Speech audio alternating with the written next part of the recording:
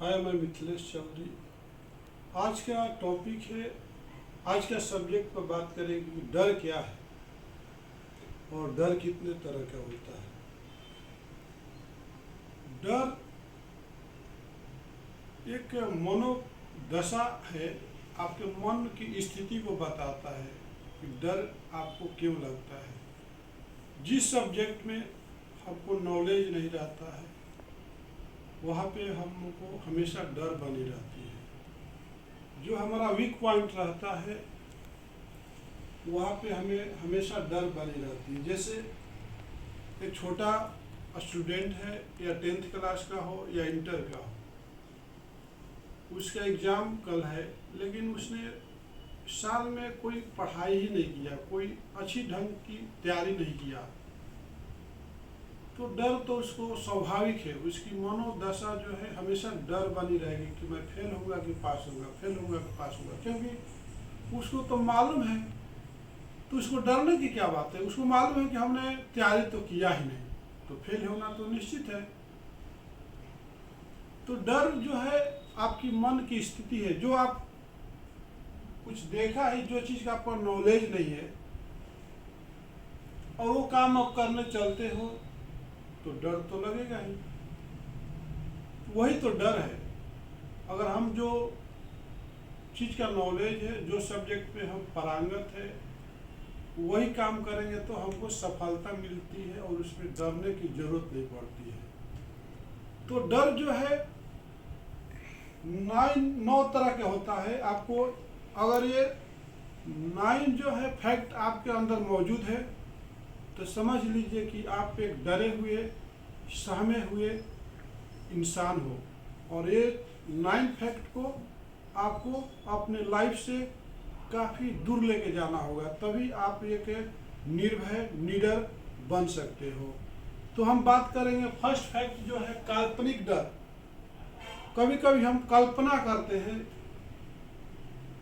कभी कभी काल्पनिक तो होता है काल्पनिक डर। आप तो यहाँ पर बैठे हो, आपका शरीर यहाँ पर है, लेकिन कल्पना करते हो। जैसे एक लेडीज है, कहीं अकेले जाने में वो कल्पना करती है, मैं अगर बाहर जाती हूँ, मेरा हस्बैंड साथ में नहीं तो क्या होगा, कोई छेड़छाड़ तो नहीं करेगा। एक माँ है, अपने यंग लेडीज लड़की को कॉलेज भेजती है तो कल्पना करते रहती है कहीं हमारे लड़की के साथ कुछ गलत तो नहीं होगा।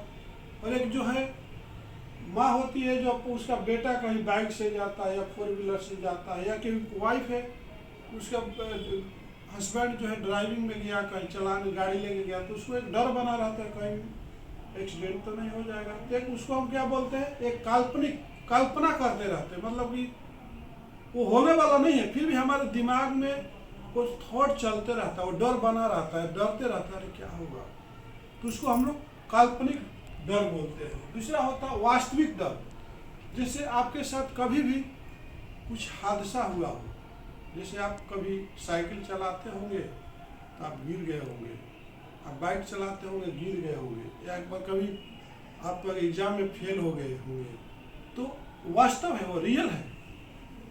वो डर जो है दोबारा बना रहता है, फिर कभी ऐसा तो हो ना जाए मेरे साथ, तो ये इसको हम बोलते हैं वास्तविक डर। दूसरा जो है डर है घटना से डर, जो घटना आपको बताती है। जैसे आप कहीं देखे होंगे, आपके सामने ही 2 गाड़ियों को एक्सीडेंट होते हुए, तो आयो घटना।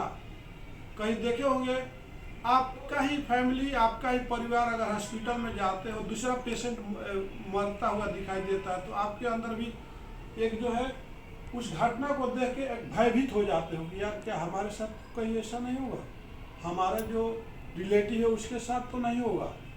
उसके बाद अस्तित्व बनाए रखने का डर। एक तो होता है कि आपका जो पहचान है, आपका जो इज्जत मिला है, चाहे कोई भी फील्ड में हो, एक क्रिकेटर है, एक डॉक्टर है, एक टीचर है, एक प्रोफेसर है, एक बिजनेसमैन है, एक कंपनी का ऑनर है, एक सक्सेसफुल माँ है, एक सक्सेसफुल फादर है, एक सक्सेसफुल पेरेंट्स है, तो उसको क्या है, एक अस्तित्व, उसका जो कहीं हमारा अस्तित्व तो खराब नहीं हो जाएगा। एक माँ है, उसकी बेटी बड़ी होती है, उसको बार बार अपने अस्तित्व की, अपने इज्जत की जो है डर बने रहता है कि कहीं हमारे साथ कहीं गलत तो ना हो जाए, हमारा इज्जत कहीं तो ना चला जाए। तो उसको हम बोलते हैं अस्तित्व की डर। जैसे कंपनी ओनर है, कंपनी लगा लेता है, बहुत सारा पैसे खर्च करता है, लेकिन उसको एक डर सताते रहती है कहीं हमारा कंपनी में 19-20 हुआ, हम अगर हमारा बिजनेस फ्लॉप होगा तो सारे लोग हमारे ऊपर हंसेंगे कि इतना इन्वेस्टमेंट करने के बाद कंपनी इसकी नहीं चल पा रही है। फिर भी लोन लेके, कर्जा लेके वो अपने अस्तित्व को बचाने के लिए, अपने इज्जत को, अपने औरों को बचाने के लिए, समाज में अपनी प्रतिष्ठा को बचाने के लिए कोशिश करते रहता है और हमेशा भयभीत रहता है कहीं हमारा कंपनी का लॉस तो नहीं हो जाए, कहीं कंपनी बंद तो नहीं हो जाएगी। तो कोई भी आदमी, चाहे कोई छोटा बिजनेस हो चाहे बड़ा बिजनेस, तो उसको एक अस्तित्व, अपना अस्तित्व का हमेशा एक इज्जत का डर जो है उसके अंदर बने रहती है, ये कभी जाती नहीं है। आगे बात करते हैं कुछ खो देने का डर। जैसे एक जो होता है कुछ खो देने का डर, ये हर आदमी के सामने होता है। जैसे कि आप कहीं जा रहे हो, आपके पास जेब में 10,000 रुपया है, अगर आप ऑटोमेटिक आपके साथ कुछ हादसा होती है, आपको लगता है कि जो भी हमारा बैंक बैलेंस है पूरा खत्म हो जाएगा, तो उसको हम क्या बोलते हैं, कुछ खो देने का डर। जैसे कि आपके ही कोई माँ बाप है, सडनली बीमार हो जाते हैं, तो आपको अंदर एक भय बना रहता है कहीं हमारा माँ का तो ध्यान तो नहीं हो जाएगा, बचेगी कि नहीं बचेगी, डॉक्टर बचा पाएगा कि नहीं बचाएगा, अगर मेरा माँ को कुछ हो गया तो मैं क्या करूँगा, मेरा वाइफ को कुछ हो गया तो मैं क्या करूँगा, मेरे बच्चों को कुछ हो जाएगा तो मैं क्या करूँगा, इस ज़िंदगी में मैं तो बिल्कुल टूट जाऊँगा। तो हमको कुछ खोने की डर जो है ना बार बार आदमी को सताती रहती है, उसको हम बोलते हैं कि हम खोने का डर। ये डर जो है बहुत कोई मामूली डर नहीं होती है। तो डर में आदमी हमेशा घबराते रहता है, कुछ करना चाहता है लेकिन कर नहीं पाता है, कि उसके अंदर हमेशा एक डर बना रहता है, फियर बना रहता है। अचेतन मन से जानी डर, जो अचेतन मन से होती है, जैसे एक तो आपको चेतन है, जैसे कि आप अभी जगे हुए हो, जगे हुए में आपको एक डर होता है। एक जो है जैसे आप सो जाते हो तो कुछ स्वप्न आती है, बुरे स्वप्न आती है, डरावना स्वप्न आता है, तो उसको हम लोग बोलते हैं अचेतन। मतलब चेतना नहीं है, आप जगह नहीं हो, फिर भी आपके स्वप्न में एक भयानक डर आती है, कुछ होने हादसा का डर आता है, कुछ एक्सीडेंट का डर आता है, कुछ अनहोनी होने का डर होता है, वो स्वप्न में आता है। जब सुबह उठते तो वही आपके दिमाग में रिपीट होते रहता है, तो वो जिसको हमको बोलते हैं कि अचेतन मन से डर। एक जो है बहिष्कार का, निरादर का डर। जैसे कि हम किसी कंपनी में काम करते हैं तो ये डर बना रहता है, कब हमसे मिस्टेक हो जाएगी तो कंपनी का ओनर बोलेगा तुम जा सकते हो, निकाल देगा। तो ये हमारे अंदर एक डर रहता है, हमेशा बने रहता है। जैसे एक माँ बाप होते हैं, अपने लड़की की शादी करते हैं देख समझ के, तो उनको एक डर बना रहता है कि कहीं लड़का खराब ना निकल जाए, कुछ कैरेक्टर लेस ना निकल जाए, शराबी ना निकल जाए, या हो सकता है इस लड़की को शादी करने की उसको पहले से किसी और लड़की के साथ चक्कर हो और वो किसी का और अफेयर हो, और हो सकता है और कोई शादी किया हो, हम उसको बारे में पूरी जानकारी नहीं करते हैं। तो ये हमारे अंदर डर बनी रहती है कि कहीं हमारे साथ ऐसा तो नहीं हो जाएगा। जैसे आप कभी शादी कर लेते हो, आप कहीं बाहर चले जाते हो, 1-1 महीना बाहर आते हो, जैसे ड्राइवर के, रेलवे ड्राइवर की नौकरी है, आर्मी की नौकरी है, पुलिस वालों की नौकरी, तो दूर दूर दराज में जाके काम करना पड़ता है। तो 1-1 साल के बाद आर्मी वाले, मिलिट्री वाले 1-1 साल तक जाते हैं, तो उनकी बीवी क्या दूसरे के साथ अफेयर करती है। मैक्सिमम 25% ऐसा केसेस होता है।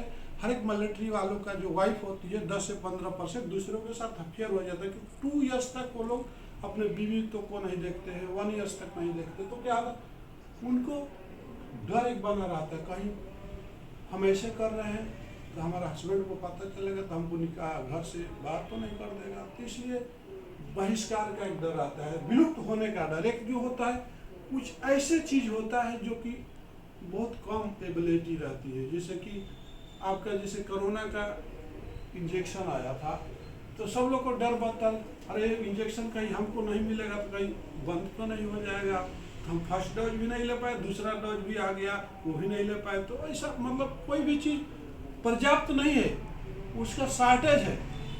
अब अगर सब्जी मार्केट में जाते हो, पता चलता है कि टमाटर एक ही ठेलिया पर है, बाकी कहीं पर भी नहीं है, तो आपको लगता है कि यार चलो ले लेते हैं, नहीं तो अब ये पूरा मार्केट में घूम लिए, टमाटर तो यही है, अब 100 रुपया भी किलो देगा तो लेके चलते हैं, नहीं तो कहीं ये भी चला गया तो घर में टमाटर नहीं लेके जाएंगे। तो विलुप्त होने का डर, मतलब अब जैसे कि आपके पास कुछ बिजनेस नहीं है, ऑर्डर नहीं है, कुछ एक ऑर्डर आता है, फिर भी आपको 1% 2% को पकड़ लेते हो कि आपको डर लगता है कि चलो ये भी कहीं हाथ से निकल गया तो दूसरा दे देगा, तो ये जो भी है वो ऑर्डर हमारे पास नहीं मिलेगा तो हम लोग क्या करेंगे। कम से कम हमारे आदमी तो बिजी रहेंगे, तो उसको विलुप्त होने का डर बोलते हैं। तो आपने देखा कि डर कितने तरह का होता है। और मेरे दोस्त आप ध्यान रखिए, जिंदगी जो है में सबकी जो थॉट होती है, सोचने की शक्ति होती है, अलग अलग होती है।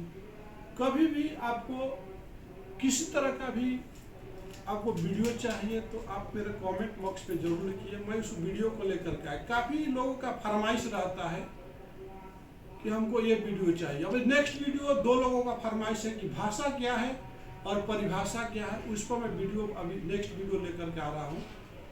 इसके पहले आप कोई भी वीडियो देखने से पहले हमारा चैनल को सब्सक्राइब कीजिए, ताकि आपका जो भी हमारा नया वीडियो आएगा वो नोटिफिकेशन आते रहेगा। नमस्कार, धन्यवाद।